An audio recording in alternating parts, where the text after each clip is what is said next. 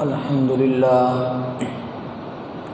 للہ رب العالمین والعاقبۃ للمتقین والصلاة والسلام علی اشرف الانبیاء والمرسلین اما بعد فاعوذ باللہ من الشیطان الرجیم بسم اللہ الرحمن الرحیم وَإِذَا قِيلَ لَهُمْ آمِنُوا كَمَا آمَنَ النَّاسُ قَالَ الْآخَرُ آمنت باللہ صدق اللہ العظیم وصدق رسولہ النبی الکریم الامین فقد قال اللہ تبارک وتعالی فی شان حبیبہ مخبرا وامرا ان اللہ وملائکتہ یصلون علی النبی یا ایھا الذین آمنوا صلوا علیہ وسلموا تسلیما اللہم صل علی سیدنا ومولانا محمد وعلى آل اصحاب سيدنا ومولانا محمد وبارك وسلم صلوا عليه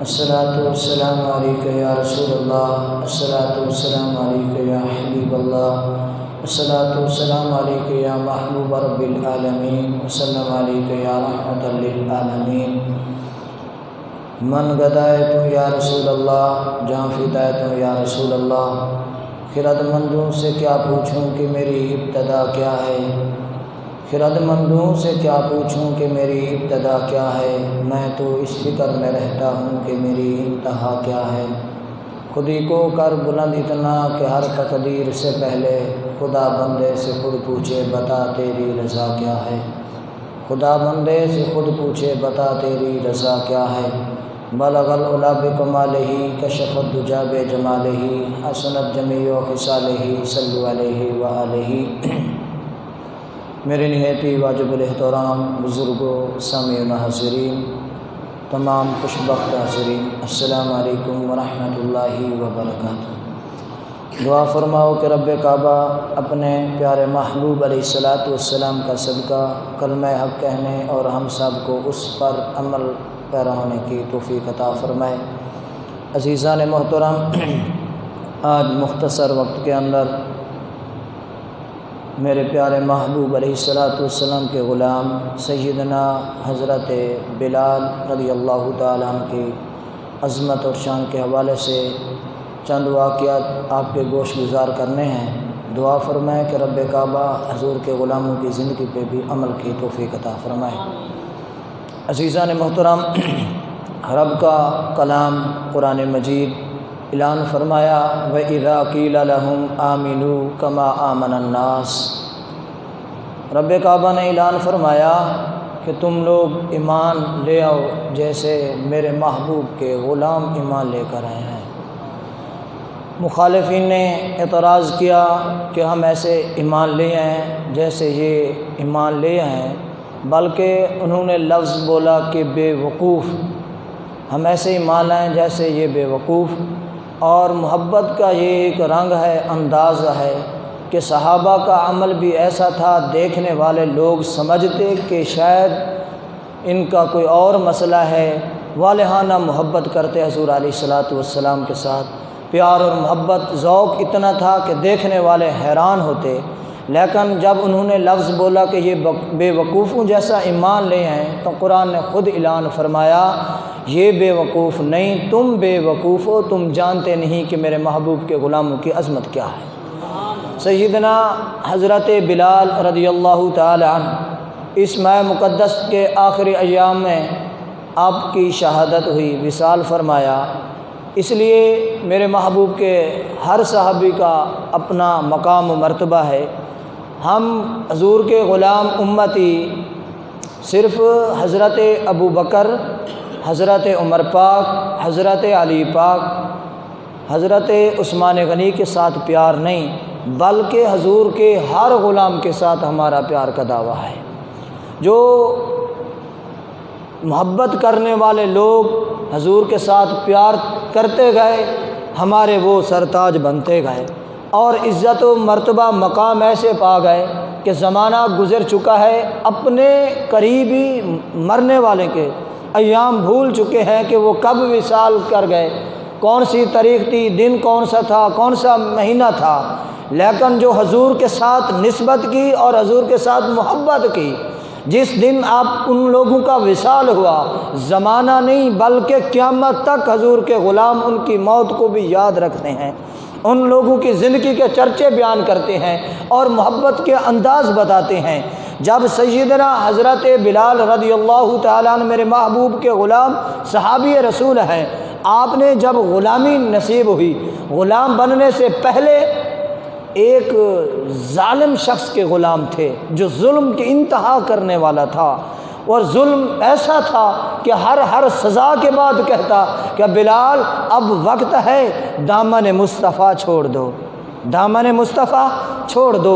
حضرت بلال آپ کے ایمان کے جذبے اور قربان جائیں، محبت پر آپ ایک ہی نعرہ لگاتے، تم کہتے ہو بلال جان چلی جائے گی، مجھے تو یہ غم ہے کہ میری جان ایک ہے، لاکھوں جانیں ہوتی میں قربان کرتا، کیونکہ جو ایک مرتبہ حضور کے دامن میں آ چکے ہیں، جو مزہ حضور کے دامن میں ملا ہے وہ زمانے میں مزہ نہیں مل سکتا۔ ہم حضور کے غلام ہیں۔ پھر کیا کرتے؟ آپ کے جسم مبارک کو گرم ریت، بلکہ مورخین نے یہاں تک لکھا ہے کہ گرم آگ، جلتی ہوئی آگ پہ لٹا دیتے، آپ کے جسم سے خون چلتا، آپ کے جسم سے خون جاری ہوتا، تو پھر خون کی وجہ سے وہ آگ بجھ جاتی، ختم ہو جاتی، پھر وہ جلاتے، پھر ختم ہو جاتی، ایسے معاملات کرتے رہتے، لیکن جب آگ ختم ہوتی تو پوچھتے بلال اب تو نعرہ چھوڑ دو نا، دامن مصطفیٰ کو چھوڑ دو، اپنی زندگی کو محبوب سمجھ لو۔ لیکن قربان جائیں حضرت بلال کی ایمان اور جذبے پر آپ یہی نعرہ لگاتے، تم کہتے ہو چھوڑ دو دامن مصطفیٰ، میری تو ایک جان ہے، لاکھوں جان قربان کرنے کے لیے میں تیار ہوں۔ کیا تھا؟ پیسے کا شوق تھا، دولت کمانے کا تھا، عزت کمانے کا تھا؟ نہیں، ہرگز ایسا معاملہ نہیں تھا۔ معاملہ یہ تھا کہ ہم حضور کے غلام ہیں، جو عشق مصطفیٰ میں ہے، یہ آگ ہمارا کیا کرتی ہے۔ پھر ظلم کی انتہا اور دیکھیں، پھر جب گرم ریت پر آگ پر لٹاتا، وہ قدم رکھتا کہ بلال ادھر ادھر حرکت بھی نہ کر سکے، تو بلال فرماتے جو کرنا ہے کر ڈال، بلال جس نشے اور مستی میں گم ہے، یہ آگ مجھے کوئی اثر نہیں کر رہی۔ کیا تھا؟ ان کا سچا پیار تھا حضور علیہ الصلوۃ والسلام کے ساتھ۔ پھر آپ کی زبان پہ گرم سیخیں گرم کر کر کے لگاتے، کہتے ہر سیخ کے بدلے کہتے بلال دامن مصطفیٰ چھوڑ دو، دامن مصطفیٰ چھوڑ دو۔ بلال یہی آواز دیتے، دامن مصطفیٰ میں نہیں چھوڑ سکتا، اپنی جان تو قربان کر سکتا ہوں، اپنی جان دے سکتا ہوں، دامن مصطفیٰ نہیں چھوڑ سکتا۔ جو نعرہ محمد کا لگایا ہے ہم لگاتے رہیں گے، یہ نہیں چھوڑ سکتے۔ پھر کیا ہوا؟ بلال ایسے ظلم برداشت کرتے رہے، رب کعبہ نے عزت بخشی، سیدنا میرے محبوب کے غلاموں نے خرید لیا۔ جب حضور کے سامنے آئے تو حضور جب پوچھتے بلال وہ واقعات تو سنا جو حضور کے سامنے ہماری محبت میں آنے سے پہلے جن کا غلام بنا تھا، ظالم ظلم کرتا، آپ کیا کہتے تھے؟ تو حضرت بلال میرے محبوب کے سامنے جب یہ ذکر چھیڑتے تو میرے محبوب کے آنسو بھر جاتے تھے۔ کیوں؟ حضور کو تکلیف ہوتی کہ میرا یہ غلام میرے نام کی سزائیں کھاتا رہا، اور عزت و مرتبہ مقام کیا ملا۔ ایک دن حضور علیہ الصلوۃ والسلام نے فرمایا بلال آج کے بعد مسجد کا مؤذن تو ہے، تو نے اذان دینی ہے۔ یہ کوئی عام کام نہیں، مسجد میں آ کر اذان دینے والا بڑی عزت و مرتبہ مقام والا کام ہے۔ حضور علیہ الصلوۃ والسلام کا فرمان ہے، حدیث پاک کا مفہوم ہے، آقا کریم صلی اللہ علیہ وسلم نے فرمایا جب روز محشر نا لوگ اٹھیں گے قبر سے جمع ہونے کے لیے محشر کے میدان میں، جب مؤذن آئے گا تو یہ مؤذن کا ایسا رنگ ہوگا دور سے پہچان لیں گے لوگ، یہ جو غلام آ رہا ہے حضور کا غلام بھی ہے اور مؤذن ہے، مسجد کا مؤذن ہے، اذان دینے والا ہے، ایسا مرتبہ مقام پانے والا۔ حضرت بلال اذان دیتے، جو گرم سیخیں کر کے آپ کی زبان پہ رکھی گئی، تو ان کی وجہ سے آپ کی زبان میں لکنت طاری ہو گئی، آواز کچھ سمجھ آتی، سین کی جگہ شین، شین کی جگہ سین، ایسے لفظ نکل ادا ہوتے تھے۔ تو مخالفین نے اعتراض کیا، یار دیکھو حضور کا بڑا مرتبہ ہے، بڑا مقام ہے، بڑی شہرت ہے، لیکن آپ کی مسجد کا مؤذن ایسا ہے جس کو اذان دینے کا طریقہ نہیں آتا، لفظ ادا نہیں کر سکتا، یہ مسجد کا مؤذن کیسا ہے؟ لوگ جمع ہو کر آئے حضور علیہ الصلوۃ والسلام کی بارگاہ میں، عرض کی حضور مخالفین اعتراض کرتے ہیں، بلال کو کہو کہ اذان چھوڑ دیں، کوئی اور مؤذن رکھ لیتے ہیں۔ سرکار نے فرمایا نہیں، یہ بلال اچھا مؤذن ہے، اذان دیتا رہے۔ حضور مخالفین اعتراض کرتے ہیں، مخالف ہر دور میں آئے ہیں، ہر دور میں آئے ہیں، مخالفت کرتے ہیں، حضور مہربانی فرماؤ۔ آقا کریم صلی اللہ علیہ وسلم نے فرمایا اچھا تمہاری بات مانتا ہوں۔ بلال کو کہتے ہیں کہ اذان نہیں دینی صبح کی، عشاء کے بعد میٹنگ ہوئی، سرکار نے فرمایا بلال تو نے صبح کی اذان نہیں دینی، تو گھر جانا تھا نا، قربان حضور کے مؤذن پر بھی۔ حضرت بلال گھر نہیں گئے، مسجد میں چلے گئے۔ پھر کیا کیا؟ ساری رات مولا کی یاد میں گزار دی۔ مولا مجھ سے کوئی خطا ہو گئی ہے، اپنے در سے دور کر رہا ہے، اس در کے بغیر میرا سہارا کون ہے، میرا آسرا کون ہے؟ مجھے تو کوئی جانتا نہیں تھا، عزت و مرتبہ مقام جو ملا ہے اس دربار سے ملا ہے، حضور مہربانی فرماؤ، منع ہو چکے ہیں۔ لیکن بلال کو منع کیا، صبح کی اذان کسی اور مؤذن نے دینی تھی۔ عظمت و مرتبہ مقام دیکھیں، صحابہ کہتے ہیں ہم پریشان ہو گئے کہ رات ختم نہیں ہوتی، رات ختم نہیں ہوتی، کبھی ادھر بستر پہ لیٹتے ہیں کبھی ادھر لیٹتے ہیں، رات ختم نہیں ہوتی۔ بڑی انتظار کی، پھر سوچا شاید کوئی قیامت آنے والی ہے، کیا معاملہ ہے، رات نہیں ختم ہوتی۔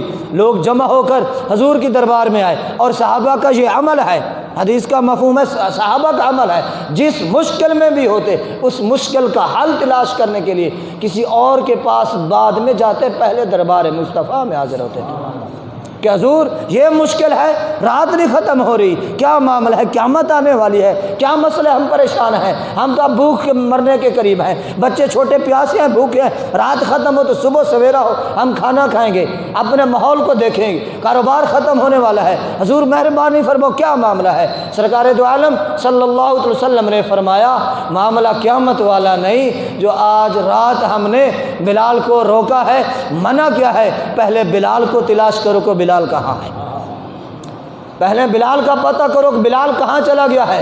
حضرت بلال کو تلاش کرنے کے لیے لوگ گھوم رہے تھے، کسی نے کہا فلاں شہر میں چلا گیا ہوگا، گھر میں ہوگا، فلاں ہوگا۔ سرکار نے فرمایا نہیں، بلال کا معاملہ ہے، پوچھنا ہے تو بلال کی تلاش جو ہے وہ جا کر مسجد میں دیکھو کہ بلال مسجد کے کونے میں کیا کر رہا ہے۔ جب لوگ گئے مسجد میں دیکھتے ہیں تو بلال رو رہا ہے، یار رونے میں اتنا مزہ ہے اور لطف ہے جو دعائیں مقبول نہیں ہوتی، ایک آنسو پتہ نہیں مولا کی بارگاہ میں قبول ہو جائے۔ قبول ہوا، رب نے حکم فرمایا کہ آج رات ختم نہیں کرنی جب تک بلال اذان نہیں دے گے، صبح کا سورج طلوع نہیں ہونا۔ غلاموں نے جا کر بتایا حضور بلال کو ہم نے تلاش کر لیا ہے، وہ مسجد میں بیٹھے ہیں، رو رہے ہیں۔ سرکار نے فرمایا جب تک بلال اذان نہیں دیتا رات ختم نہیں ہوتی، بلال کو کہو کہ اللہ اکبر کی صدائیں لگائیں۔ بلال آئے، بلال مہربانی کر یار اذان سنا دے، صدا لگا، حضرت بلال نے اذان شروع فرمائی تو صبح کا سویرا بھی شروع ہو گیا۔ کیوں؟ یہ کیا معاملہ تھا، کس وجہ سے یہ مرتبہ مقام ملا ہے؟ اسی وجہ سے تو ملا ہے جو حضور کے غلام بنے ہیں، حضور کے عاشق رسول اور سچے عاشق رسول بنے، غلام بنے تو یہ مرتبہ مقام مل رہا ہے حضرت بلال رضی اللہ تعالیٰ۔ اس کے بعد سرکار دو عالم صلی اللہ علیہ وسلم نے فرمایا مخالفین کا جو اعتراض تھا کہ بلال کو روک دو، اب تو پتہ چلا ہے کہ میرے روکنے کی وجہ سے کیا ہو رہا ہے، پھر ایسا کرتے ہیں بلال کی جگہ اپنی جگہ بلال بھی اذان دیتا رہے گا، اور ساتھ ساتھ 4 اور مؤذن اکٹھے کرتے ہیں جو بلال کی آواز کو دوبارہ دہراتے رہے۔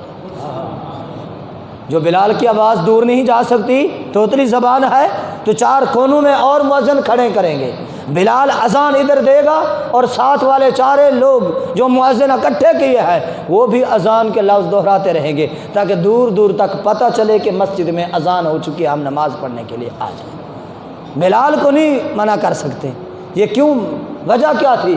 دربار مصطفیٰ کے عاشق رسول تھے، محبت کرنے والے تھے۔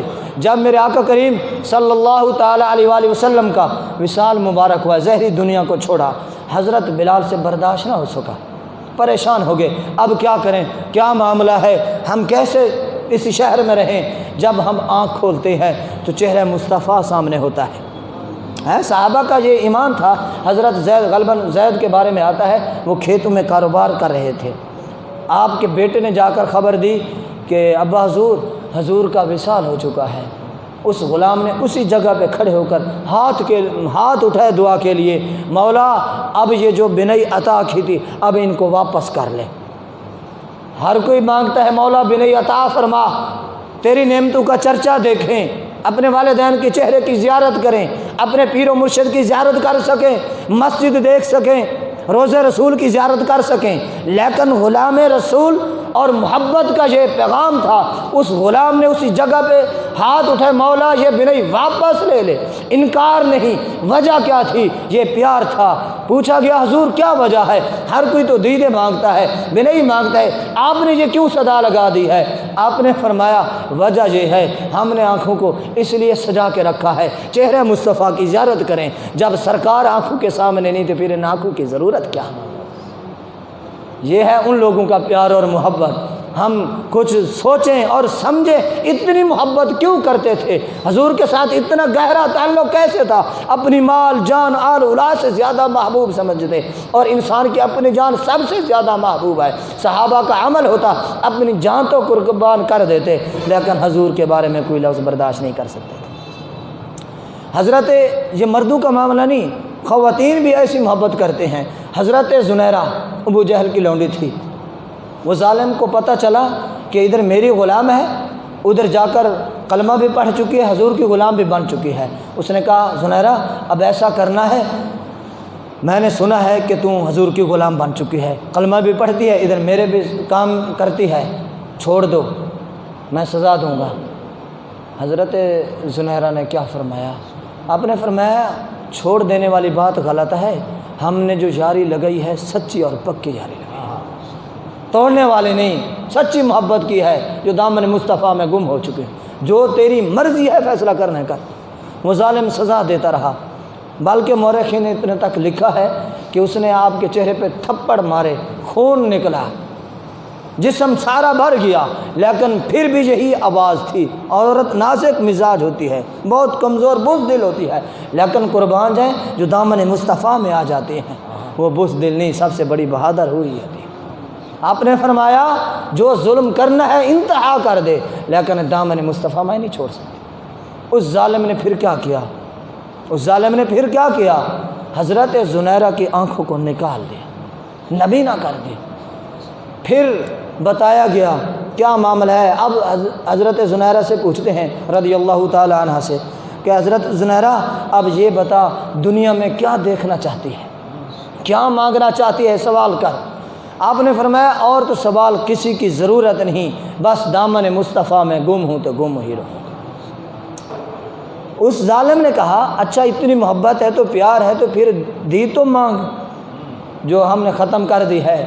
حضرت زنیرہ نے فرمایا ہم نے دید جو قربان کی تھی وہ حضور کی محبت میں کی تھی، مولا اب تیرے یار کی عزت کا معاملہ ہے، میں قیامت تک زندگی گزارتی رہتی دید کا سوال نہ کرتی، مولا اب تیرے محبوب کی عزت کا معاملہ ہے، اب تو بنائی عطا فرما دے۔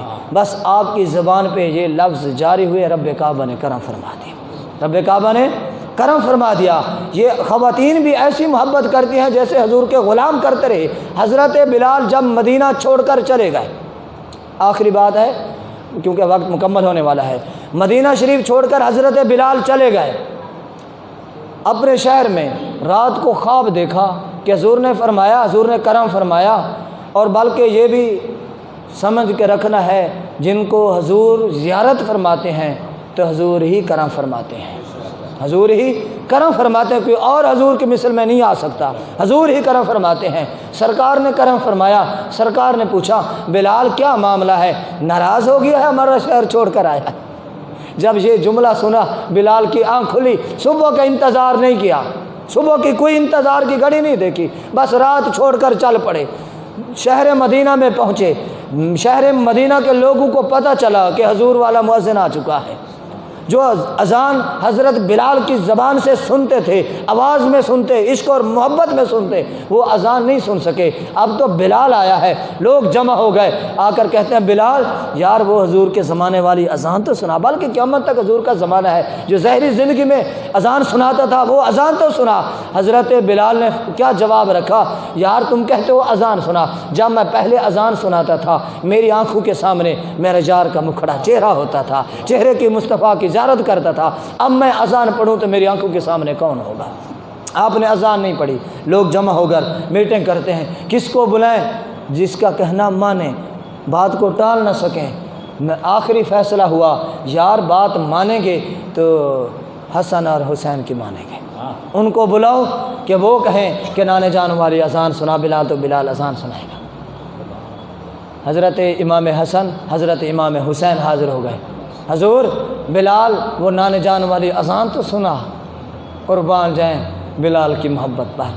بلال نے جو پہلا اعتراض کیا تھا کہ میری آنکھوں کے سامنے میرے حضور کا چہرہ ہوتا، زیارت مصطفیٰ کرتا، اذان پڑھتا، اب ان کے نواسوں نے جب بات کی بلال وہ نانے والی اذان تو سنا، جو نانے کے سامنے اذان پڑھتا، بس بلال کھڑے ہو گئے اذان کے لیے، اللہ اکبر کی صدا لگئی، اللہ اکبر کے بعد اشہد ان لا الہ الا اللہ بھی پڑھتے رہے۔ جب لفظ یار کا آیا، جب یار کا نام آیا، اشہد ان محمد رسول اللہ صلی اللہ علیہ وسلم، بس بے ہوش ہو کر گر پڑے۔ جب ہوش سنبھالا پھر اذان شروع فرمائی، پھر جب اشہد ان محمد رسول اللہ پر پہنچے پھر بے ہوش ہو کر گر پڑے۔ غلاموں کو کہنے لگے اب یار آؤ اذان مکمل کرو۔ بلال آگے اذان نہیں پڑھ سکتا، کیونکہ جب اشہد ان محمد رسول اللہ ادا کرتا تو میری آنکھوں کے سامنے میرے یار کا چہرہ ہوتا تھا، چہرے مصطفیٰ کی زیارت کرتا تھا۔ عزیزان محترم، بزرگوں، سامعین گرامی، رب کعبہ نے اسی لیے تو فرمایا تھا وَإِذَا قِيلَ لَهُمْ آمِنُوا كَمَا آمَنَ النَّاسِ، اگر ایمان لے آنا چاہتے ہو ایمان لے آؤ، ایسے ایمان لے کر آؤ جیسے میرے محبوب کے غلام ایمان لے کر ہیں۔ مثالیں قرآن پیش کرتا ہے وہ حضور کے غلاموں کی۔ دعا فرماؤ کہ اللہ رب العزت اپنے پیارے محبوب علیہ الصلوۃ والسلام کا صدقہ حضور کی پکی سچی محبت عطا فرمائے۔ وَمَا عَلَيَّ إِلَّا الْبَلَاغُ۔